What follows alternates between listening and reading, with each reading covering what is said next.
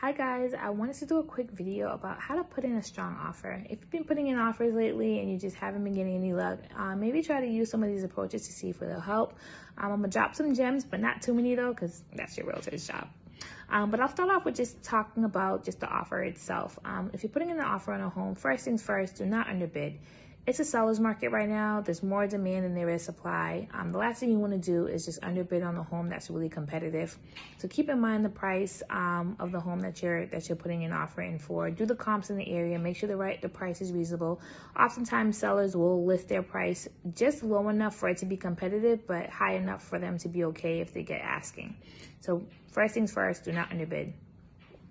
Another way that you can make your offer strong is skipping inspection. Now, with skipping inspection, you always want to make sure you do your own due diligence. And if you know you're going to skip inspection on the home, make sure you take a contractor with you at the open house just to scope the home out a little bit, just to make sure there aren't any major issues, particularly if it's an older home. If it's new construction, chances are you'll probably skip inspection anyway. But skipping inspection incentivizes the seller not to have to be nickeled and dimed after getting the inspection report. There aren't any additional contingencies, and most likely that they won't get skimmed on the offer price. And it moves the transaction a little bit swifter when the inspection skipped. So that's one tactic you can use to make your offer stronger. Another tactic that you can use is putting more money down at P&S. Putting more money down at P&S shows the seller that you're really serious and you're less likely to back out. The more money you put down, the more you have to lose, right? So the seller feels like, okay, if this person put down $50,000 at P&S, chances are they're not going to back out because they don't like the paint color. So putting more money down at P&S, a higher deposit, definitely shows that that you're serious. Another tactic that you can use to make your offer a little bit stronger is writing a letter. I feel that, writing a letter definitely personalizes you and humanizes you, and not just a name. It really tells the seller who you are a little bit. There are a lot of sellers out there who have a personal attachment to their home, and sometimes they really want to know who they're selling their house to. So if you write a letter just telling the seller a little bit about yourself, like, hey, we're a family of four, we want to stay in the neighborhood, we love how you maintain the home, we promise to care for it, we do this for a living, and we have strong financing, and we know for sure that this home is our dream home, and we'd love for you to consider our offer, whatever the case may be. And sometimes that helps because the seller might feel like, wow, this is a wonderful family, I really have a personal connection with them.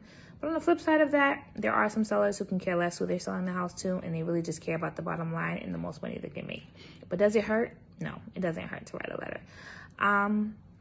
Another tactic that you can use is really speaking to your lender about getting a swift closing date. Right now with COVID, closings are taking a little bit longer than usual. We're looking at 45 to 60 days. So if you can get your lender to get you a swift closing where they can close your deal 30 days or less, that's definitely another strong tactic that you can use to make your offer a little bit stronger. Closing swiftly, not having to wait it out. And the longer your transaction takes, the longer things might happen. The more things that might take place. People might back out, financing might fall through, someone might decide to do something negligent, like open up a new credit card or lose their job, whatever the case may be. So the longer the transaction takes, the bigger the risk that someone might bail out. So sellers like to see swift closings.